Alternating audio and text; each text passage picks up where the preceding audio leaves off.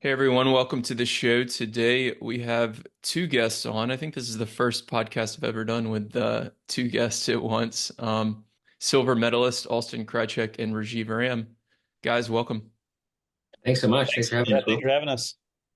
So I want to mostly talk Olympics here in the time we have, and obviously y'all made the finals, winning a silver medal for Team USA.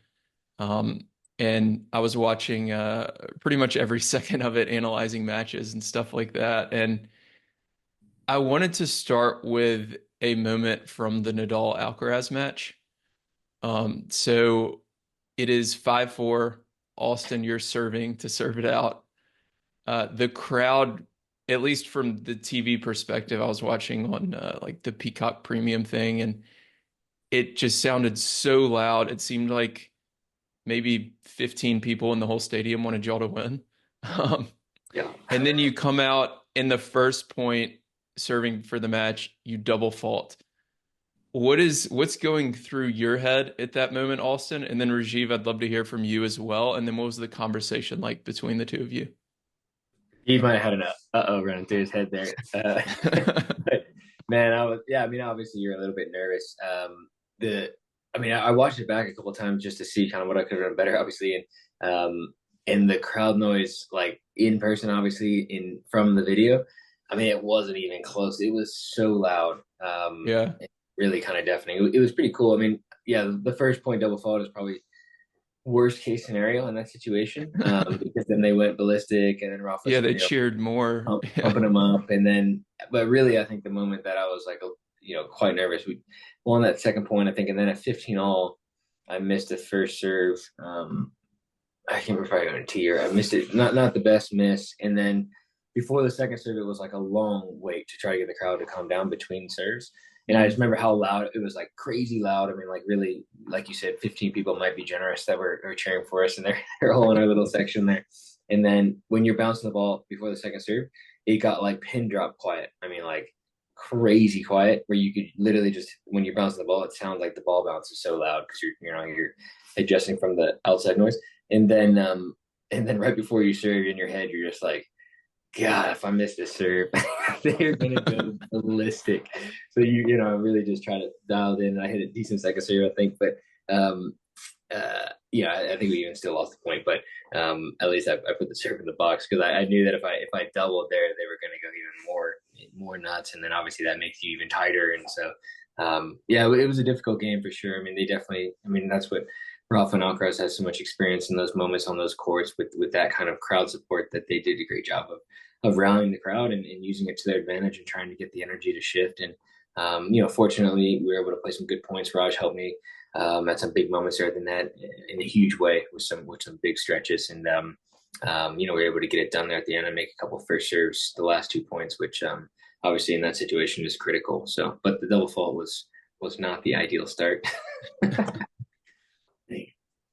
Raj, what was kind of going through your head during that game? Yeah, I mean, I felt like we had done such a good job of sort of executing. I mean, obviously I was nervous, no question. You're trying to serve out the match in that scenario. I mean, there's no question. But I felt like we had done such a good job of sort of implementing our game plan, what we were trying to execute in the feel of the match. So Hmm. I don't know. I guess, obviously it wasn't ideal to be down 15-40 in that game, but I still felt like, we were at neutral at worst. I felt like, we were still having a pretty good Hmm. opportunity to win that game.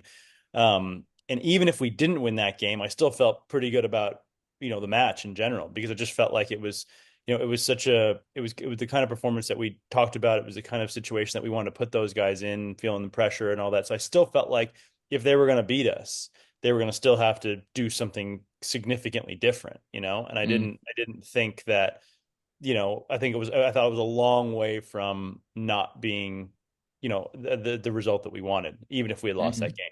The moment to me that was really I got a little bit more shook was when we actually went the same side after Austin hit one of those serves. I can't remember what the score was, but it was like Hmm. and I don't even know who messed up the call, if I messed it up or he messed it up, because like you said, it was so loud in there. A lot of the times you can't even hear yourself think. But like that was the one for me. I was like, because one of the things I thought we did so well in that whole match and really the whole tournament was communicate and be on the same page. And play as a great team and all that. And I was like, oh my God, we just went the same way, and that to me was like our first sort of maybe, oh no moment. But Yeah. still felt pretty good about things and what we were doing out there. Yeah. And I think that was like the first break points against your serve, Austin, or maybe against y'all in the match. At that 5-4 game. So I like that mindset, Raj, that you say where like even if we lose this game, I still feel like good about it. Like they're gonna have to make an adjustment because we were executing so well. And just watching on TV, like to that point, y'all were clearly the better team throughout the match. So even if you do lose that game, whether it's because of the crowd or whatever, um, you still can feel that confidence. I think that's something good for listeners to take away from. Um, so I want to talk about kind of the Olympics overall, and specifically having Bob and Mike there. How did it differ kind of overall from your normal tournaments? Because I know, a typical, like, let's say the French Open, for example, you've got your own regular coaches there. But in this case, it's more of a team format. Bob's the captain. So talk a little bit about that, what the pre-match prep looked like with them, and then also post-match as well.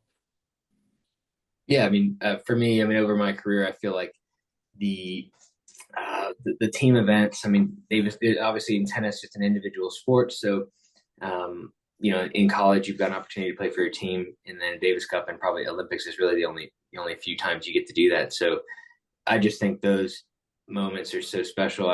Anytime you can play with a flag on your shirt, for me, it just feels different. And then of course having Bob and Mike, who are two great leaders. Bob being the captain there, there's no one I'd rather go to battle with there in the trenches. And we've had that, fortunately, the last Davis Cup. And so to kind of build that camaraderie we've had, I think is a really special thing for us. And it is a little bit different. I mean, you've got your normal routines and team stuff that you do at all the Grand Slams and the other tournaments. But, just having support from all the players, you guys, we had a great team that I think the chemistry is really good between all the guys and girls. So, I mean, everyone's getting along. We were watching some of the other matches, and it's a unique feel because we don't always get to do that at French Open when it's so much chaos at the tournament, and you're not able to go out and fight the crowds to watch some of Tommy's singles or whoever it may be. So I think that makes it a unique event, no doubt. But the prep all week. I mean, having those guys, they've done everything that we would imagine, would dream of doing on the tennis court. They've won every tournament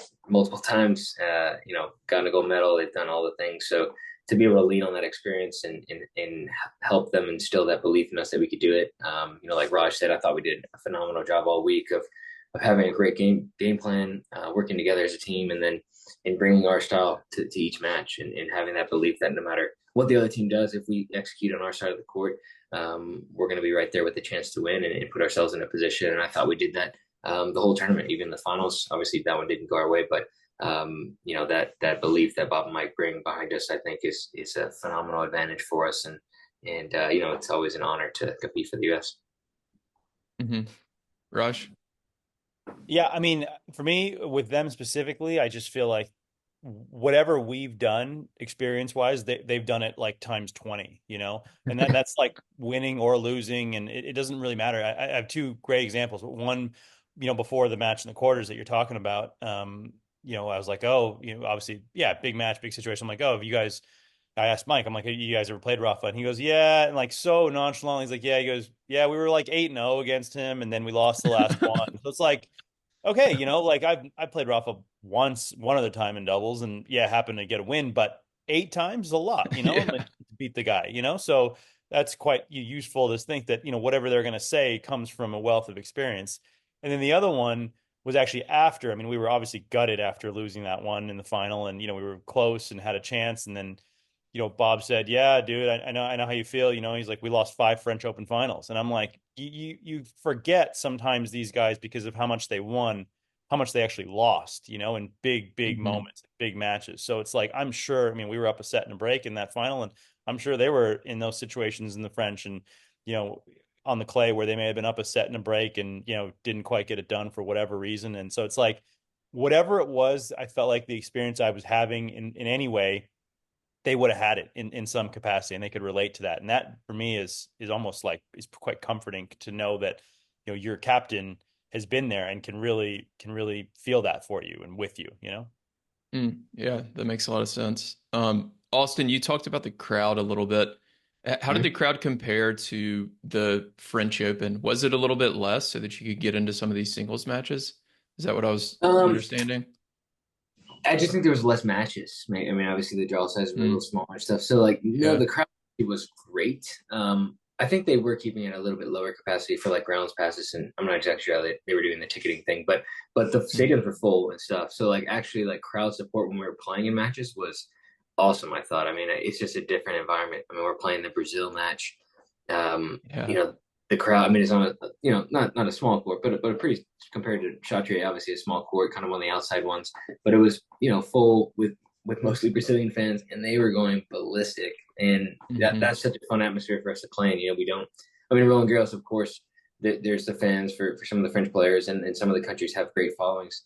But this one did feel significantly different with like the specific country support. And I mean, Brazil was phenomenal in Yeah. their showing. But yeah, so it was a little bit different. I think just the schedule wasn't as jam packed because there just weren't as many matches. So we were able to move around the grounds a little bit easier. Then Mm, sometimes the French Open, it's just, I mean, it's a swarm out in the main area. Like you can't get around really. So yeah, yeah. Yeah, that makes sense. Yeah, the Brazilian country pride is second to none, really. It's so Yeah. fun to watch. Yeah. Um, so I wanted to talk about actually Taylor Fritz and Tommy Paul. So they won bronze in the doubles.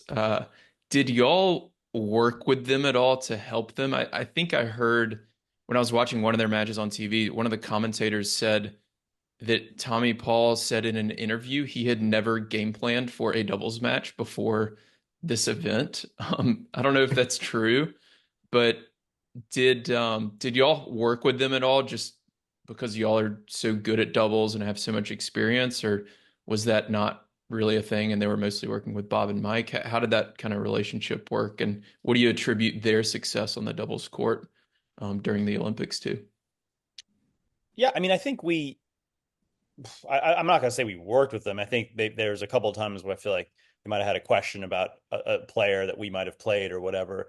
But Yeah, yeah, I think we left that. I mean, obviously, like we said, our coaches were pretty good at doubles as well, so we left that to them yeah, to kind of decide how to shape that. Because I feel like sometimes with those guys, I mean, it takes a lot of work to really get to have like a proper doubles game plan. It's not just like, oh, let me just throw it out there and it'll work, because I know what to do. It takes effort, it takes practice, it takes, a lot of those things. So for those kinds of guys who don't play doubles all that regularly, I sometimes think it may be better for them to not really have to worry about some of that stuff and just sort of try and translate their skills that they bring anyway to the singles court onto the doubles court. And they're obviously good friends and they play, they can have good team chemistry and some of those things for sure because of their relationship. So like, lean on that strength as opposed to maybe game planning as it is for a doubles match. 'Cause I don't think it's just so easy to do that. yeah, that makes sense. Um, what about talk about the Olympic Village kind of overall? I was talking last week in Toronto. I heard from Jessica Bagula, and she said like some of y'all stayed in the village, some of y'all stayed outside of the village. She told us a story about Chipotle, going to Chipotle with Taylor Fritz. I don't know if y'all were involved in that, but if you were, if you can share that story as well. But just the yeah. We're not Olympic the experience overall. we're not the best for the village experience because I didn't go and I'm pretty sure Austin you didn't go either, did you? No, I didn't go. Yeah, we stayed in a Yeah. hotel the whole time, and yeah, we were hitting room service. Yeah. Yeah. I can So tell you y'all about the stayed room like service outside of rock the. if you want, but Yeah, yeah. Give us the story. no, no, we were lucky to have the option and both our wives were there. So it was sort of like, it was a Mm, different sort of situation. And we also like came from Hamburg, we were playing and, kind of just we're more comfortable in that scenario for sure. okay. To kind of give our best. So we just decided to do that. I think Danielle Collins was the other one that did that with us, but everybody else Okay. was either at the village totally or did a mix. Okay. Interesting. So is the village like 10 or 20 or 30 like blocks that are just all blocked off and like there's no cars that can like get into there? Or like how does this set up? I mean, I would imagine it's some. I mean, we didn't stay in the village, obviously, but if it's the security in general in Paris was off the charts, which is great. I mean, obviously that needed to be the case, but Right. yeah, I don't think there's any cars. I know that's probably part of that Jessica's story with Chipotle is they had a difficult time getting to the Uber, and Yeah, I I mean, think you got that's to go right. many streets over, and I mean, there were cop every corner. There Yeah. was 4 or 5 guys on teams. I mean, with big rifles. I mean, they were ready for anything. So they had security dialed in, and yeah, from what I understand, we did go to we visited the village in Tokyo. I don't know if Raj had stayed in the village. I don't think any of Rio either, but we didn't stay in the village in Tokyo because we couldn't with COVID. But we Hmm. did go see it and walk around and see the food venue and the workout area and stuff, which is really cool. Mm. But this time we didn't make it over because it was quite cumbersome to get around with how much security there was, which obviously is a good thing, but it did make it a little bit difficult to kind of maneuver around this time. Okay. Did y'all get a chance to go watch some other sports while you were there? And if so, what are some of your favorite No, I Olympic wish well, we events? did. No. fortunately or unfortunately not. We had the first 2 days or 3 days of the tournament. There was a lot of rain, so we got canceled once or twice, and then Oh, that's right. Yeah. we ended up playing 5 matches in 6 days, and the only day off we had was the day before the final. So it was sort of like, yeah, sort of pretty jam packed in there, and there was really, I mean, we did everything we could just to recover for the next match. Let alone it wasn't. I mean, I one of my favorite experiences from Rio was actually going to see a couple of the other events. I had time to do that, but yeah, there was no time this time in Paris, so it was Mm. basically all tennis. Yeah. Awesome. All right, guys. Well, thanks a ton for hopping on. I know y'all are super busy getting ready for the US Open. So thank you again, and thanks everyone for listening, and good luck, guys, in New York. Thanks a Thank lot. you. Appreciate it, man.